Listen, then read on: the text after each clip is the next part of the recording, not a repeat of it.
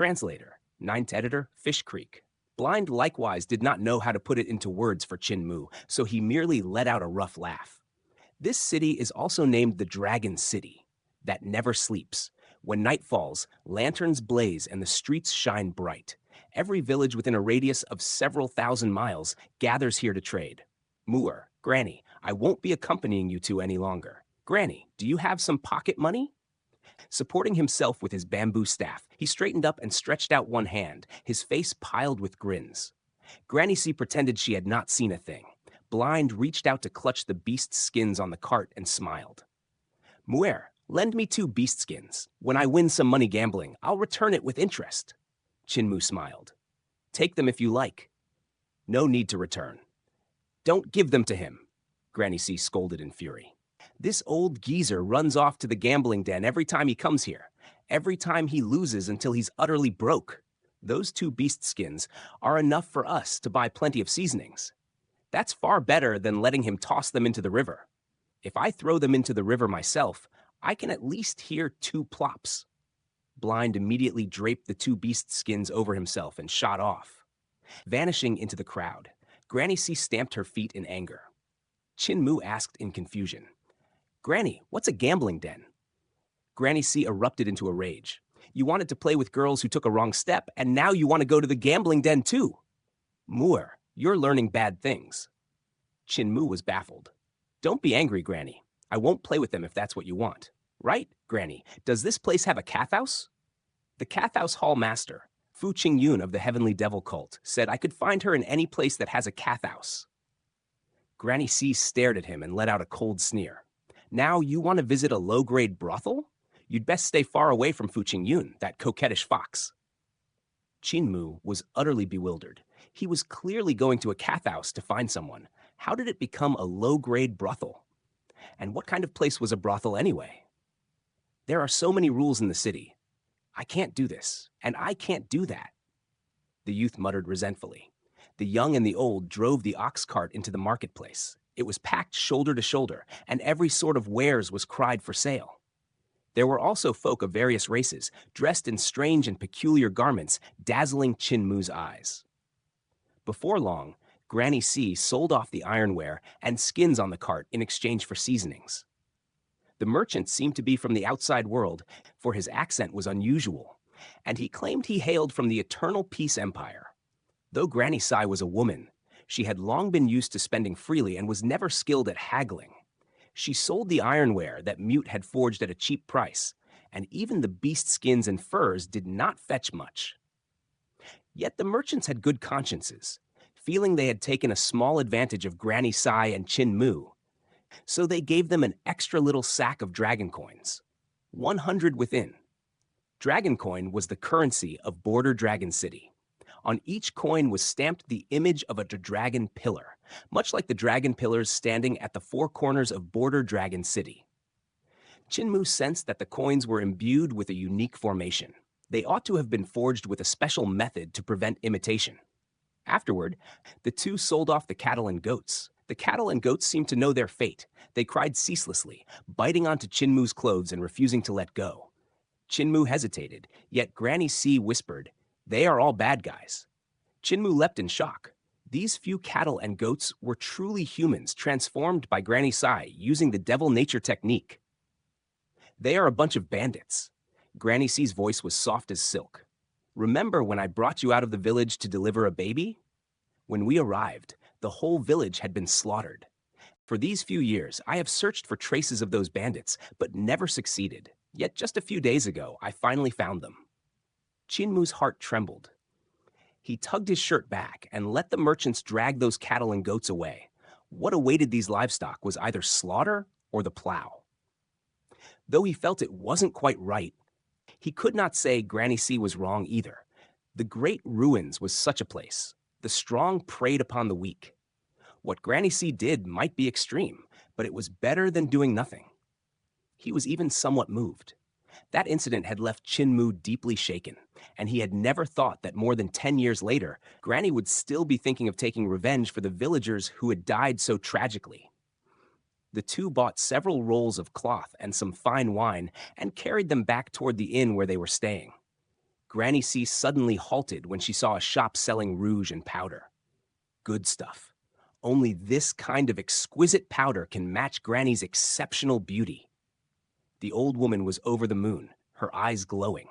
With air leaking from her mouth, she made a group of maidens burst into giggles that would not stop. Granny C turned a deaf ear to their laughter and bought a whole bunch of cosmetics, spending almost all the money they had left. Glancing at Chinmu standing to the side and carrying all the big and small boxes, she felt a touch guilty. She rummaged in the coin pouch, took out the last dragon coins, and stuffed them into Chinmu's pocket. Then she said softly, "Mu'er, go treat yourself to something good. Go buy the things you like. But don't go just yet. Help me deliver the cosmetics to the inn first." Chinmu delivered the cosmetics to the inn. The innkeeper greeted them respectfully and said he had already prepared guest rooms for them. Chinmu sized up the innkeeper suspiciously, and his heart jolted slightly. The innkeeper winked at him and murmured, "Subordinate pays his respects to young cult master." 360 halls of the Heavenly Devil cult have dipped their hands into every trade. To think they even opened an inn in Border Dragon City. Chinmu steadied himself and walked into the guest room. After setting down the goods they had bought, Granny C immediately chased him out. "It's rare for you to come out even once in a while, so you should go enjoy yourself. Oh, and remember to spend your dragon coins wisely." Chinmu took his dragon coins and left. Border Dragon City was even more enchanting at night beneath lantern glow. Peddlers and folk from countless villages came out to sell all manner of strange objects. The street was a vast crowd, a sea of bobbing heads. "My daughter and I are villagers from Cow Family Village, and we happened to stop by here. We don't covet titles or money. It's only that my daughter has reached marriageable age and has no one in mind yet. So I wish to find a son-in-law through a martial arts competition. I seek a good man with outstanding martial skill." Hearing this voice, Chinmu halted. Looking toward the arena, he did not know whether to laugh or cry. There were so many people that even trying to pass through the impenetrable crowd looked dangerous. The father and daughter from Cow Family Village are here again to find a son-in-law by martial competition. The last time they were seeking a son-in-law was 3 years ago at Grandma Temple. Could it be they still haven't found anyone, even after 3 years? What can I buy with 1 dragon coin? As Chinmu was pondering this, he suddenly heard someone shout, "Selling priceless treasure for just 3 copper coins." He looked toward the voice and saw many people setting out strange-looking wares in the alley. They were all shattered bricks and broken tiles. Could those broken bricks and tiles all be priceless treasures? Why are priceless treasures sold so cheaply? Chinmu was astonished. Secretly, he opened his heaven's eyes to take a look, and could not help shaking his head in disappointment. These were truly nothing but broken bricks and tiles, most scavenged from the ruins of the Great Ruins. They held not the slightest trace of spirit energy and were far too inferior compared to treasures like spirit weapons. Even if you gave them away as gifts, others might not want them, much less buy them for 3 copper coins.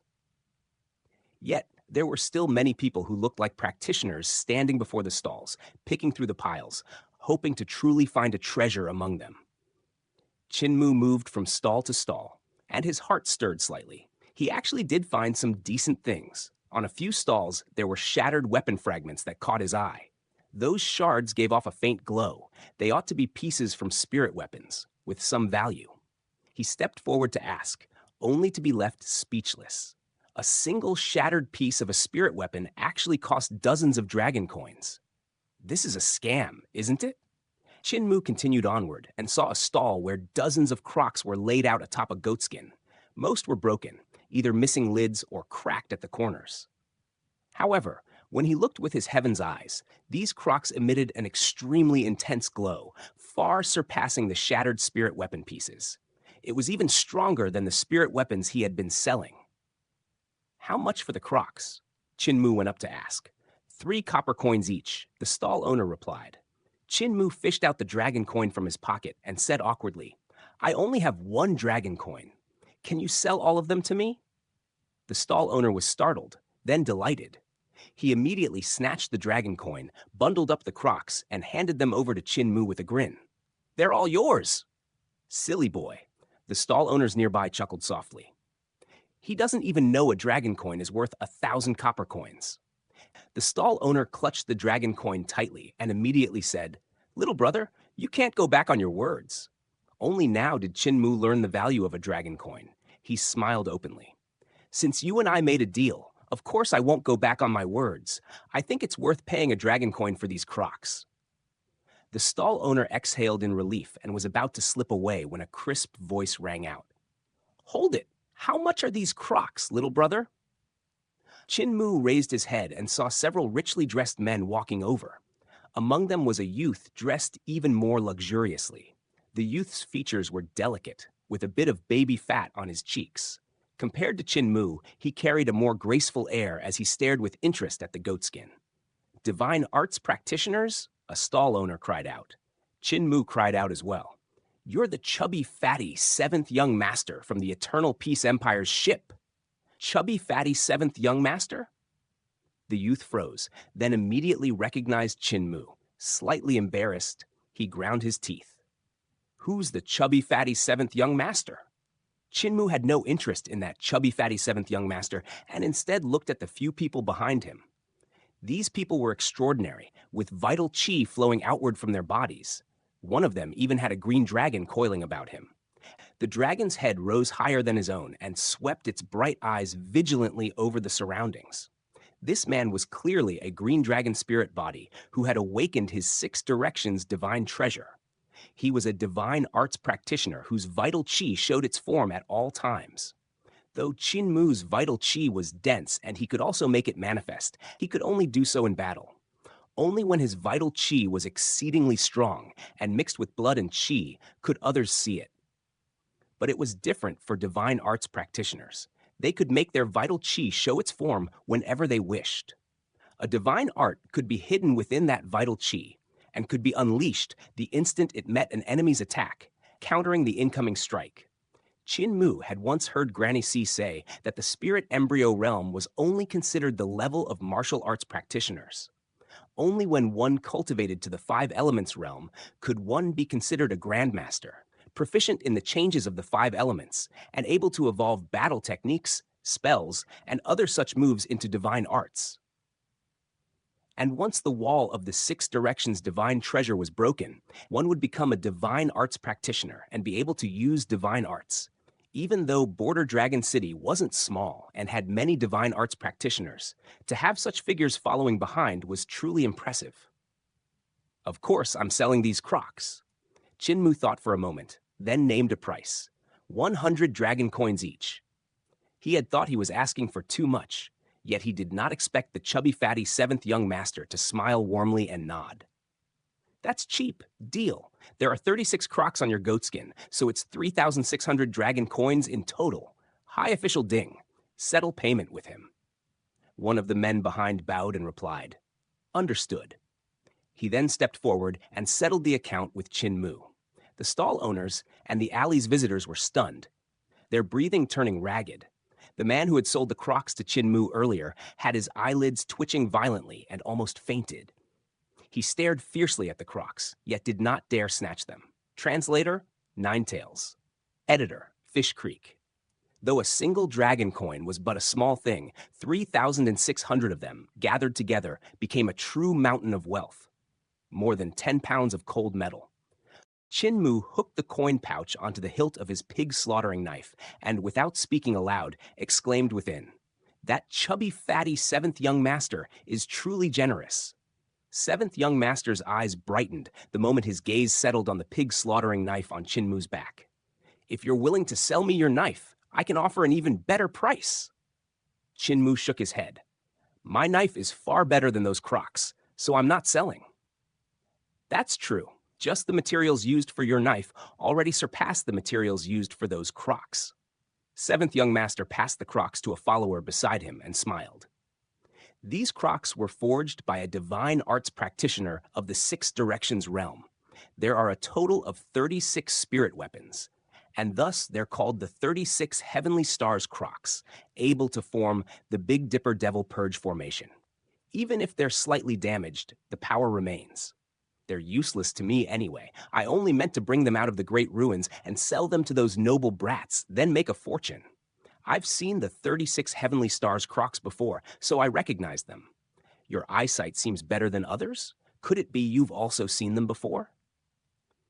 Behind him, a follower coughed. Seventh young master, you're a noble in disguise, therefore it isn't safe here. Seventh young master grew annoyed. Aren't all of you being too controlling? There's no more joy in me coming out to play. After grumbling, he shook his head and left. Qin Mu knew he stood at Qin Feiyue's side. Qin Feiyue was also very respectful to him, therefore his status wasn't ordinary. It was only natural these followers didn't want him to be in danger. Just as Qin Mu was about to leave, the stall owner who had sold him the crocs suddenly seized the corner of his shirt and shouted, "Don't go! My crocs were worth over 3,000 dragon coins, yet you want to buy them with just 1 coin? You'll have to compensate me." As he spoke, he reached to snatch Qin Mu's coin pouch. Qin Mu's brows furrowed slightly. In that instant, every hair on his body stood, danger. Someone closed in from within the alley. With a flip of the sleeves, a strange weapon was revealed, like 2 curved blades set together, unnaturally sharp. The attacker's palm faced downward, yet the odd weapon did not fall. Instead, it remained upon his palm, whirling, and it sliced toward Qin Mu's throat. Qin Mu's vital qi surged into his feet, and he sprang backward in a sudden retreat. The stall owner had been about to seize the pouch, but Qin Mu had already withdrawn several yards away. Knife light flashed. Like a shadow that clung close, the man pressed in. The weird blade rose and fell upon his palm. Qin Mu stole a hurried glance and saw a fine thread connected to that strange knife. Along either side of it were 2 curved blades, with the handle set between them, right where the thin thread was fastened. Thread refined with qi, and qi used to command the blade? He's a martial arts practitioner.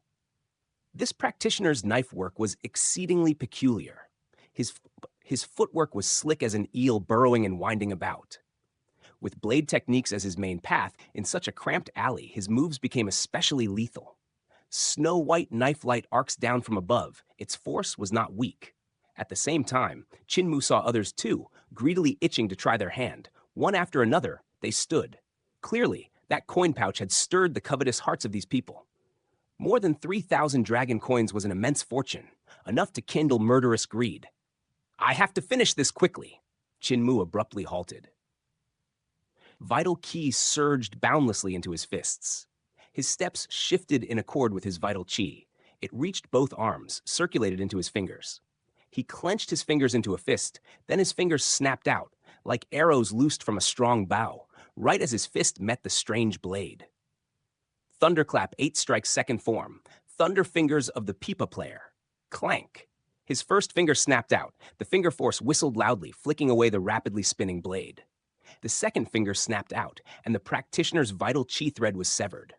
Qin Mu's third finger snapped out and struck the practitioner's palm. The man let out a harsh grunt as a large hole tore open in his palm, mangling it badly. Each of Qin Mu's fingers held extremely dense vital qi. Though his vital qi could not burst forth with the might of White Tiger vital qi, it was incomparably condensed. Combined with the astonishing strength of his body, 3 fingers were enough to shatter that practitioner's assault. He then clenched his hand once more into a fist and drove a punch toward the practitioner's chest. That practitioner's body warped beneath the power of the punch, and he flew backward. Spring thunder on the lonely East Sea. Qin Mu stamped his feet and surged forward, reaching the practitioner's face before he even hit the ground. Fear showed in the practitioner's eyes. Yet he was suspended midair, unable to defend. At that moment, 2 martial arts practitioners on either side of the alley saw Qin Mu rushing the practitioner, and their eyes lit up. Without a word, both burst forth and attacked Qin Mu. Bang, bang, bang! Before those 2 could even unleash their first strike, they saw Qin Mu's fists swell larger and larger in their sight, as though a barbarous ground dragon had smashed straight into their faces. Their heads snapped backward and they slammed into the wall. Below their necks, the rest of their bodies dangled from the walls. Spiderweb cracks spread across the wall from the impact. The practitioner, who had been punched in the chest by Qin Mu, suffered yet another heavy blow. This punch was even more vicious than the first, sending him flying back at an even greater speed. Within the alley, a figure flashed. Several pounding sounds rang out. Seventh Young Master and the few divine arts practitioners were still walking out of the alley when they heard the sounds behind them.